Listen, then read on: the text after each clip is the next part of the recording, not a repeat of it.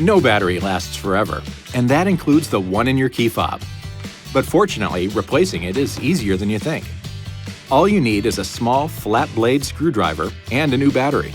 In this case, a CR2032 3-volt. First, slide the mechanical latch on the back of the key fob sideways and remove the emergency key.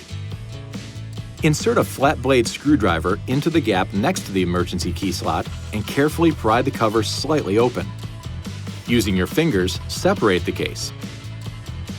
Then use the screwdriver to pry out the old battery. Insert a new battery with the positive pole facing down.